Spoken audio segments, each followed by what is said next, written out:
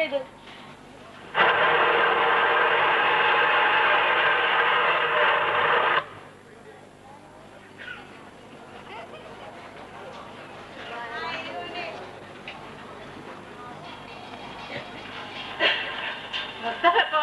വന്നിട്ട് കുറച്ചു നേരം ഒന്നാവില്ല. കാരണം നമ്മുടെ സാബിറാന്റെ കയ്യിലല്ലേ കിട്ടിയിരിക്കുന്നു. എങ്ങനെയുണ്ട് അമ്മച്ചി അസുഖങ്ങളൊക്കെ?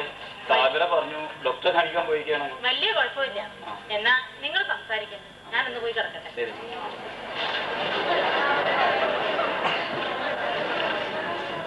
എന്തെന്ത് ഉണ്ണിയേട്ടാ വിശേഷങ്ങളൊക്കെ?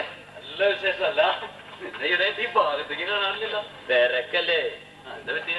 പിന്നെ ഒരു 5 സെന്റ് സ്ഥലം അതിലൊതുങ്ങി ഒരു ചെറിയ വീട് കിട്ടാൻ കേറില്ല.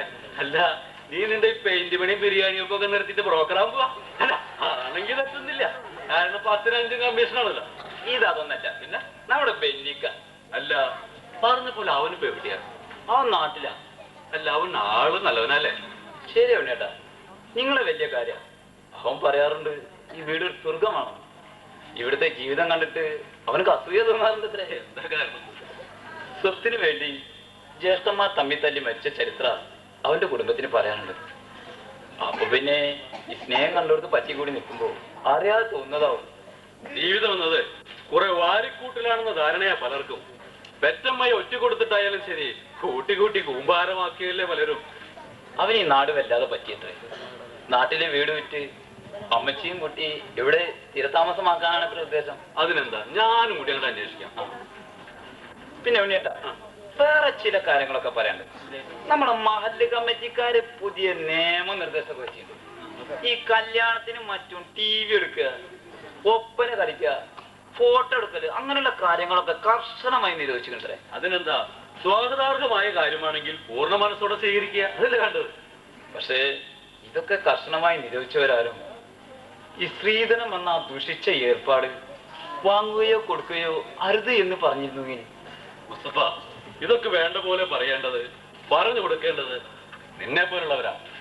പറയുന്നത് കൊച്ചു കുട്ടിയാണെങ്കിൽ പോലും പറയുന്നത് കാര്യമാണെങ്കിൽ അനുസരിക്കുക എന്ന് മതം പറയുന്നു. ഈ കൽപ്പിച്ചതൊന്നും പാവപ്പെട്ടവന് ഗുണം ചെയ്യുന്നതായി ഒന്നും തന്നെ ഇല്ല. ഇതൊക്കെ ചെയ്യുന്നത് ആരാ? ഉള്ളവൻ അവന്റെ പെങ്ങളെ പൊന്നിന്റെ കിരീടമണിച്ച് പടിയിറക്കുമ്പോൾ ഒരു നൂൽക്കനത്തിൽ പോലും പൊന്നണിഞ്ഞ് പടിയിറങ്ങാൻ മാർഗമില്ലാത്ത വീട്ടിലെ കുട്ടികൾ അത് കാണുമ്പോൾ അവരുടെ ഇടനെഞ്ചിനെടുക്കുന്ന ഒരു മുറിവുണ്ട് ചേട്ടാ. അതാരും കാണുന്നില്ല. മുസ്തഫ, നിനക്കറിയാലോ, നേരത്തോട് നേരം കൂടുമ്പോ നാടിന്റെ മുക്കിലും മൂലയിലും നിന്ന് ലോകസമാധാനത്തിനും മനുഷ്യ നന്മയ്ക്കും വേണ്ടി ഏകദൈവത്തോട് പ്രാർത്ഥനാ മന്ത്രങ്ങൾ ഉരുവിടുന്ന ഒരു മഹത്തായ മതമാണ് നിന്റേത്. ധിക്കാരം പറഞ്ഞതല്ലോ ചേട്ടാ. ഓരോന്നും കാണുമ്പോൾ, രക്ഷപ്പെട്ടവരുടെ ഈ ജാടകൾ കാണുമ്പോൾ പലതും തോന്നിപ്പോവുകയാണ്. ഇവിടെ ആരും ജീവിക്കുകയല്ല മുസ്തഫ, മത്സരിക്കുക. ഒരുത്തൻ മറ്റൊരുത്തനോടൊപ്പം എത്താനുള്ള മത്സരം. കയറി കയറി മേലോട്ടെത്തുന്നവർ താഴെ കിടന്നു കഴിയുന്നവനെ ശ്രദ്ധിക്കുന്നില്ല. വല്ലാതെ തിന്നുമെടുക്കുമ്പോ എന്തെങ്കിലുമൊക്കെ അവർ വലിച്ചെറിഞ്ഞു കൊടുക്കും. അതൊരു വെണ്ടയ്ക്ക അക്ഷരത്തിൽ പരസ്യപ്പെടുത്തുകയും ചെയ്യും. ഒക്കെ മാറിടോ, മാറ്റം ഉണ്ടാകും. നമുക്ക് കാത്തിരിക്കാം.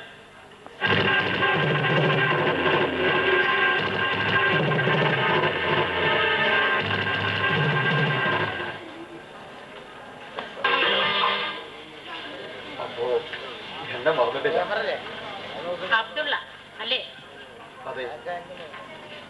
ഓർക്കുന്നു, നല്ലപോലെ ഓർമ്മ വരുന്നു. പ്രത്യേകിച്ചും ആയിഷയുടെ ഓർമ്മകൾ മനസ്സിലുള്ളത് കൊണ്ട്. വീട് കണ്ടെത്താൻ പ്രയാസപ്പെടേണ്ടി വന്നില്ല. കാരണം ഈ വീട് എല്ലാവർക്കും സുപരിചിതമാണല്ലോ. ഇപ്പോഴീ വരവിന്റെ ഉദ്ദേശം അർഹതയുണ്ടോ എന്നറിയുക. എന്നാലും ഒരവകാശവും കൊണ്ടുവന്നതാണ്. മനസ്സിലായില്ല. ഞാൻ എന്റെ മോളെ കൊണ്ടുപോകാൻ വന്നതാണ്.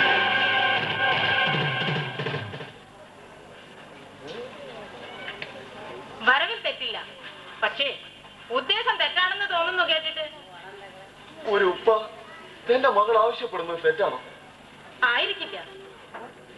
ഇന്ന് നിങ്ങൾക്കൊപ്പം അവളെ പറഞ്ഞു വിടുമ്പോ അവൾക്ക് നിങ്ങളുടെ ഇഷ്ടത്തിനൊത്ത് തുള്ളിച്ചാടി വരാം. അതിനൊന്നും കഴിയാതിരുന്നൊരു കാലമുണ്ടായിരുന്നു. അവിടെയൊന്നും കണ്ടില്ല ആരെയും.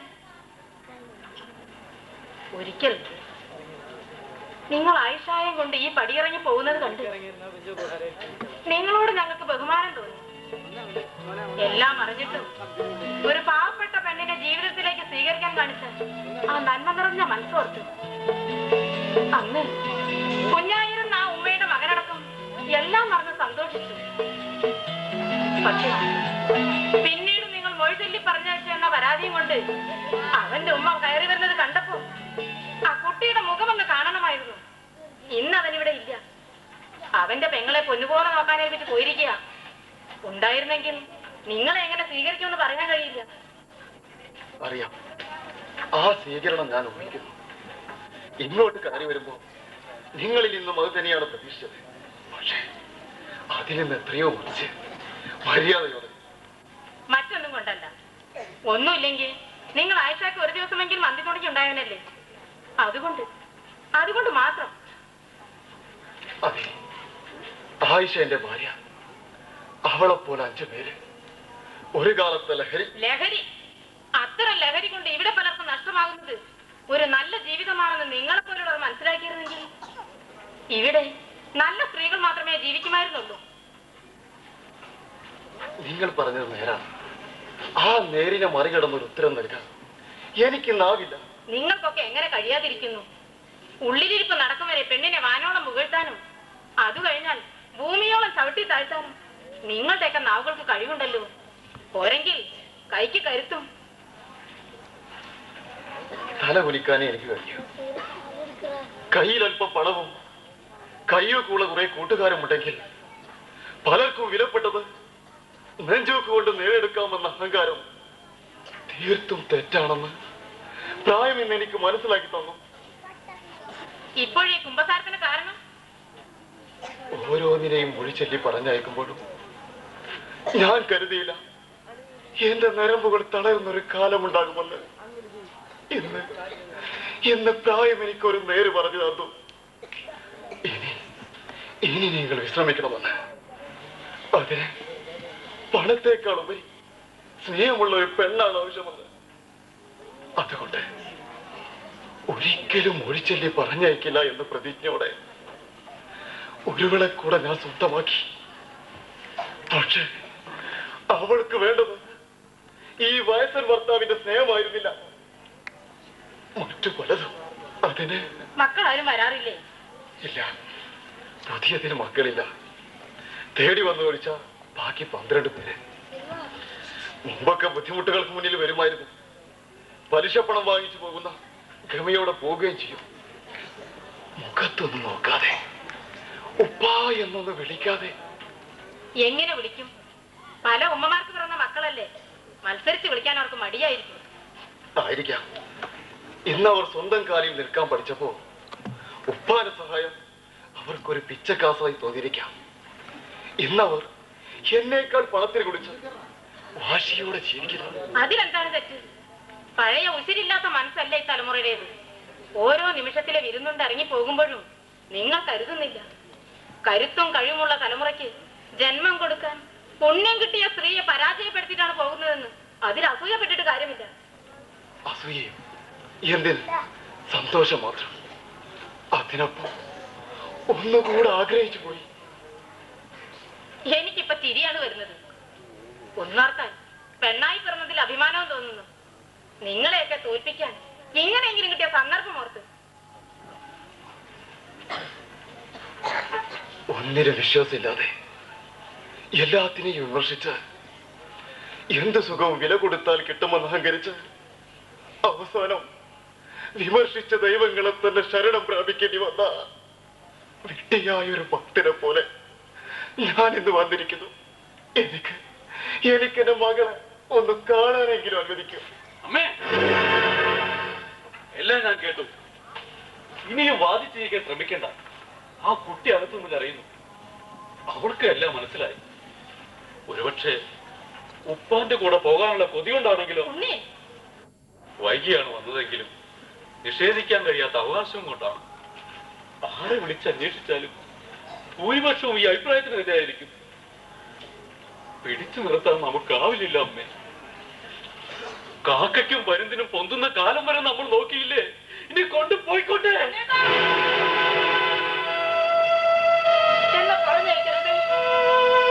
കരഞ്ഞത് പോകാനുള്ള കൊണ്ടല്ല, ഒരു നിമിഷം പോകേണ്ട കാര്യം ഓർത്തിട്ടാണ്.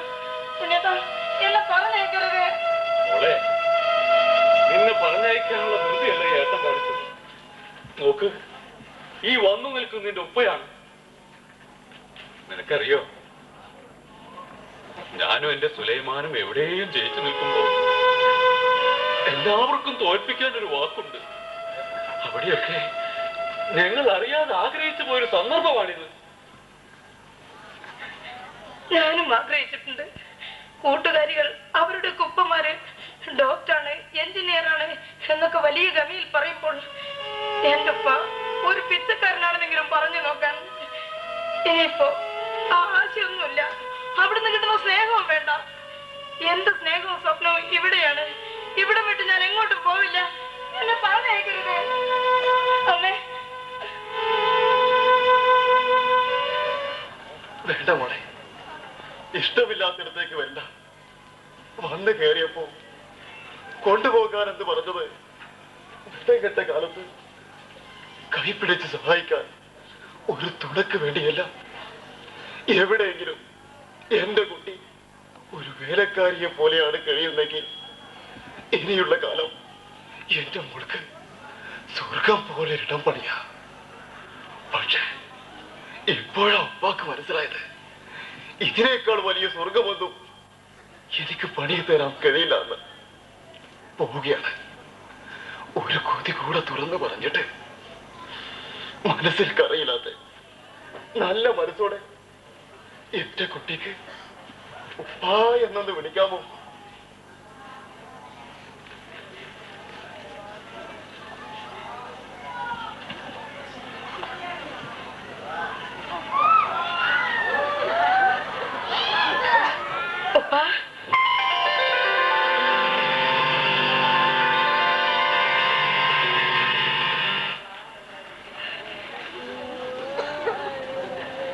കേൾക്കുമ്പോഴൊക്കെ വെറുപ്പേ തോന്നിയിട്ടുള്ളൂ. ഇവിടെ വന്നു കയറുന്നത് കണ്ടപ്പോൾ അതിൽ കൂടുതലും. ഇപ്പൊ നേരെ മറിച്ചും. ഉപ്പ എന്നോട് പൊറുക്കണം. സന്തോഷായി മോളെ, വളരെ വളരെ സന്തോഷം. മരിച്ചാൽ എത്തുമെന്ന് പറയുന്ന സ്വർഗത്തേക്കാൾ മഹത്വം ഉപ്പ ഇവിടെ കാണുന്നു. അവിടെയുണ്ടെന്ന് പറയുന്നവരെക്കാൾ എത്രയോ നല്ലവരാണ് ഈ വീട്ടുകാർ. ഇവിടെ നീ ഒരു തുമ്പിയെ പോലെ പാറിക്കളിക്കുന്നത് കാണാം. ഇത്ര വയ്യതിനെ ഉപ്പാക്ക് ദുഃഖമുള്ളൂ. പോവുകയാണ്. ഉപ്പ ഇനിയും വരണം. ഇനിയും വരും, ഇനിയും വരും. ആ വരവിലെന്തെങ്കിലും ഉപ്പ ഇവിടെ കിടന്ന് മയ്യത്തായാൽ പോലും ഉപ്പാന്റെ മനസ്സിൽ സന്തോഷമേ ഉണ്ടാകൂ. നിങ്ങളെ വേദനിപ്പിക്കാൻ വേണ്ടി ഞങ്ങൾ എന്തെങ്കിലും പറഞ്ഞിട്ടുണ്ടെങ്കിൽ ക്ഷമിക്കണം. എന്തിന്? നിങ്ങൾ തന്ന സ്നേഹത്തിനും സ്നേഹം മറികടന്നൊരു പെരുമാറ്റം ഞാനിവിടെ കണ്ടില്ലല്ലോ. എങ്കിൽ ഒരുമിച്ചിരുന്ന് അല്പം ഭക്ഷണം കഴിച്ചിട്ട് പോകാം. ആവാം. ഒരു നേരമെങ്കിലും അനുഭവിക്കാൻ വേണ്ടി കിട്ടിയ പുനർജന്മമാണെങ്കിലും.